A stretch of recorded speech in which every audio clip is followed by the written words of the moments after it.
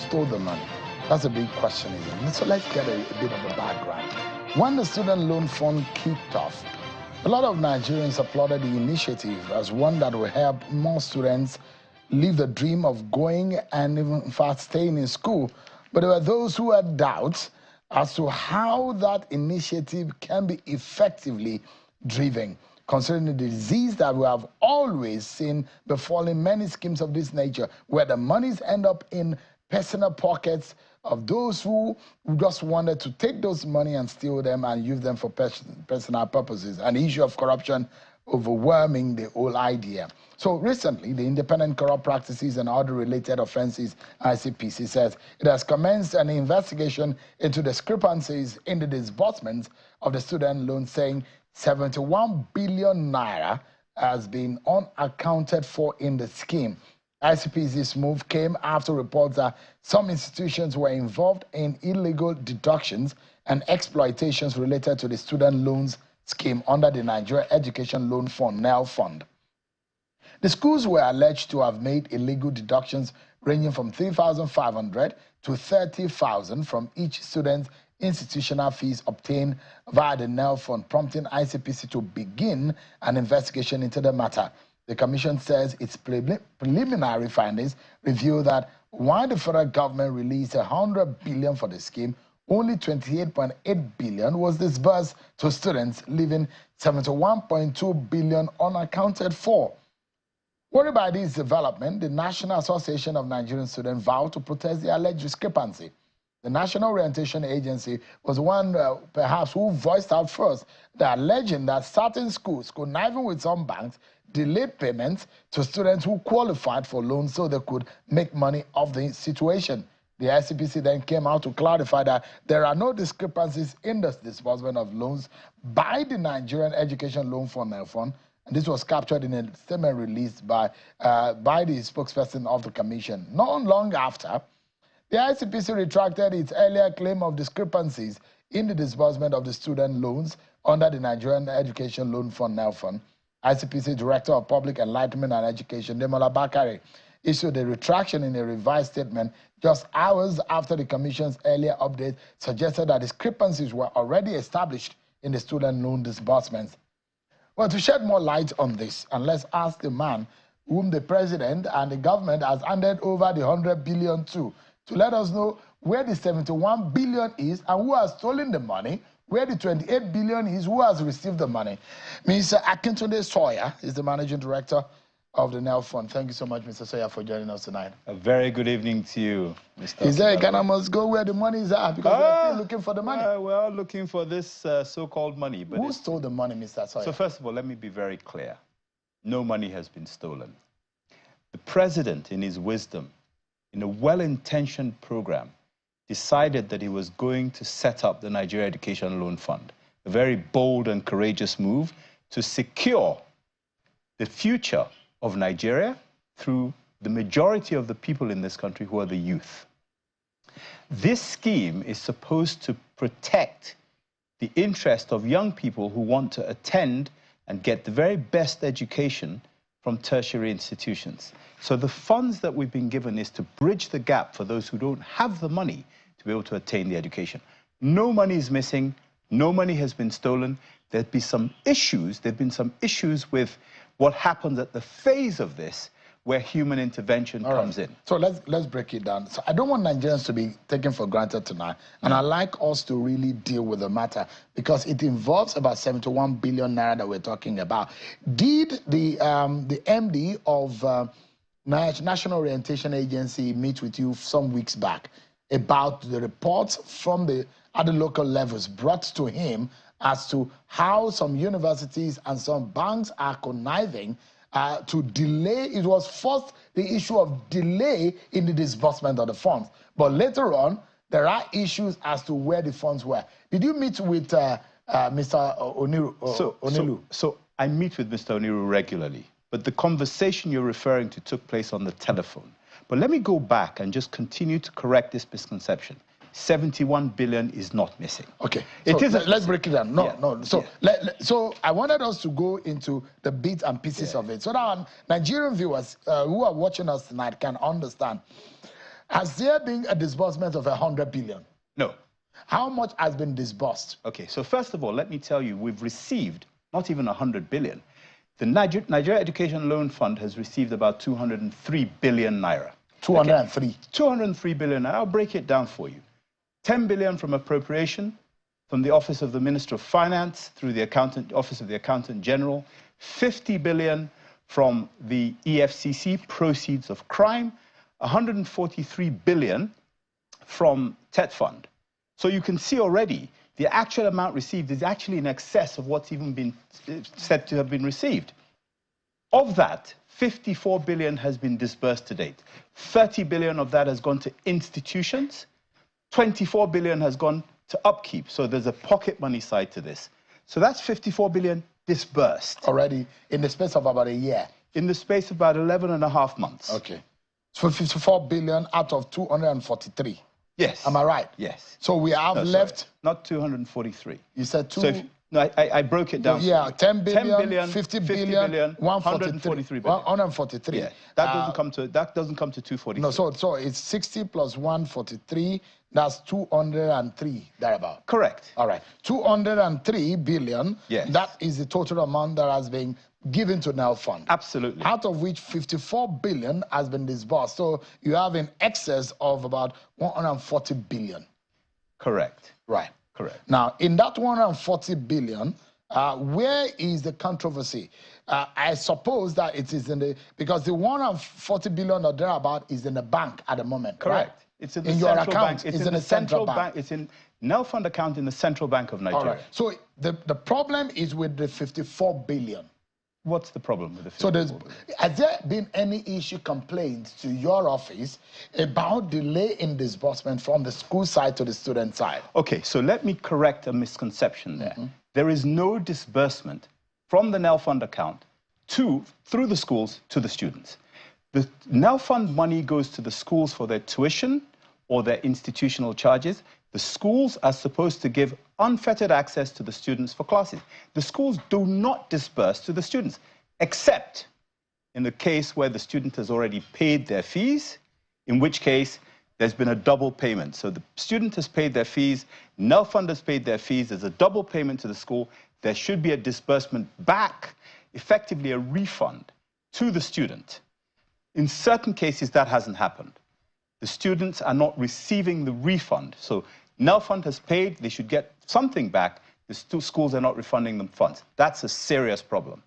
Because the whole idea of how much of these cases do you have? Well, we think this is happening in about 30 or so institutions. But we're receiving... For about how many students? 30 institutions? Well, there's an investigation going on. Because it's very difficult for the students sometimes to come out and say that this is happening because they feel afraid that it might compromise their education. So there's a very careful, meticulous investigation going on to try to understand where this is happening and how it's happening. Some of the schools, as a result of this brouhaha, have started making those refunds available. But it's not acceptable. Students should not be exploited in this way.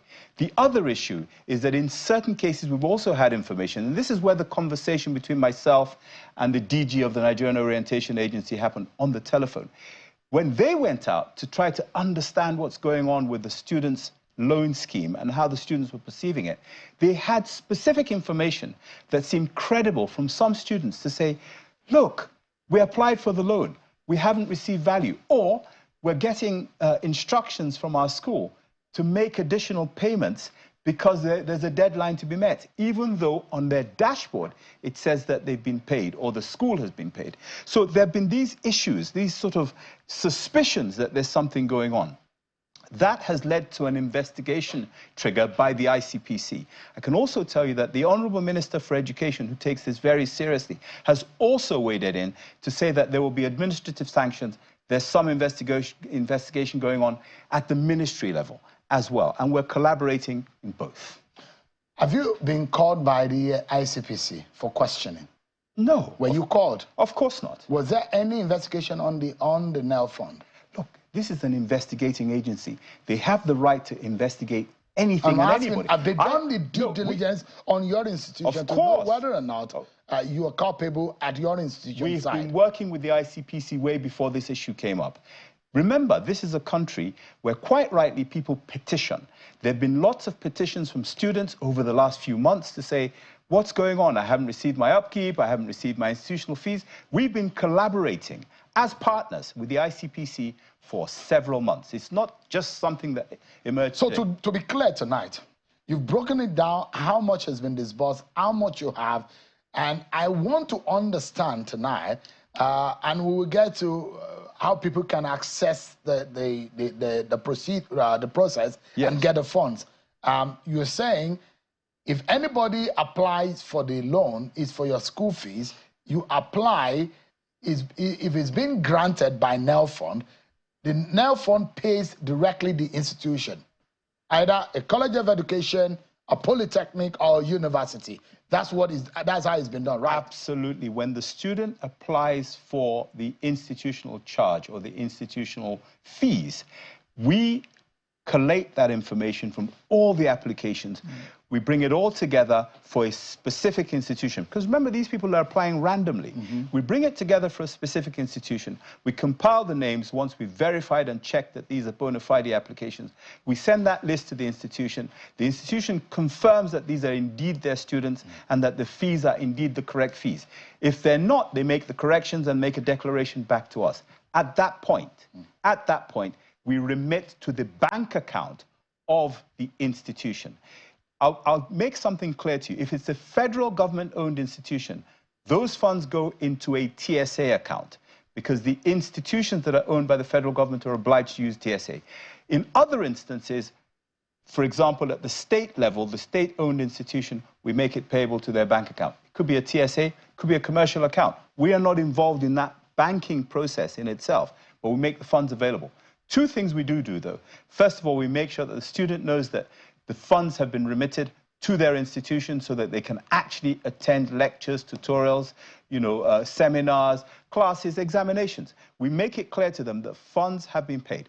And we make it very clear in our instructions to the institution that these funds are to give the students unfettered access to class. Quickly, Mr. Sawyer, because what you're trying to describe tonight is the process is far and above individuals or ends of individuals in school. It goes straight to the pocket of the school without, it shouldn't have been, there should be any human interaction. Correct. With the person. And there's a digital footprint. So every single transaction has a digital footprint. On the back end, from your end? Yes, because it's a banking transaction, we don't touch any cash. And so this is where I'm worried. Not just from our end, all the way through the banking system. This is where I'm worried. If you say, and your agency maintains that NELFUND has a zero human interface and a fully automated process, if that's the case, how did about 51 institutions allegedly manage to make unauthorized deductions from student fees, allegedly ranging between 3,500 and 30,000? How did that happen? So, look, at some point in this process, there has to be human interface. The point at which we make the remittances to the institutions are then in control, to a degree, of the funds. And what they have to do is ensure that the students have control over their ability to be able to access classes. At some point, that interaction takes place, but not at the point where money is changing hands. The issue we have here is that the institutions, and I made this very clear earlier, the institutions in some cases, and I don't believe it's 51, I think the evidence that I've seen is that it's probably somewhere in the range of 30. But you know what? This is something that could trend. The numbers could go up, so we want to nip it in the bud. But the institutions at that point are the ones who are supposed to ensure that their side of the bargain is met. We are going to, and we've been doing this for some time, we're going to continue to improve our systems to ensure that the students have unfettered access to classes. It's important to remember that some students are reluctant to actually speak out. On the issue of deductions, I made it clear earlier, schools are sometimes saying to the students, you have a deadline to meet. If you don't meet that deadline, we're going to stop you from coming to class, even though they've already received the funds from NELFUND. That's where these deductions are happening, where the students are being told they're being set an artificial deadline that if they don't pay, they can't attend classes. And they have to pay again. Well, and so the monies that were paid already, someone gets it. Well, it's under investigation. We need to understand why people are holding money back or holding access to classes back from those we've already paid for. You have been, there is a statement attributed to you that some of the monies or disputed funds come from education financing initiatives that predate the NELFUND era. Is that right? I don't recall ever making that statement. Are there any issues relating to funds exchanging hands when the investigation started? And it does look like there are funds, there are issues with funds. And you said that some of these funds are not really the ones disbursed by the NELFUND, but it predated NELFUND. Is there any time you said that? Of course not. Okay. Certainly not. What may have been misunderstood, there are people who took loans in the 70s who have gone to pay back to NELFUND. Okay, so, but even those funds, we don't have an account to receive them, okay? But that may be the issue. But the funds that we are expending are entirely from the sources that I described to you earlier. There are no supplementary funds that we're receiving from anywhere else. Has there been any resignation within the NELFUND since this investigation started? Why would there be resignation? Maybe some people who felt they have some questions to answer. Why would anybody resign? I'm asking, is there any no, of course you are the not. MD, so you should know. No, I know the answer to the question. I'm asking you, why would anybody resign? So there hasn't been any There resignation? hasn't been a single resignation as a result of this or any other issue.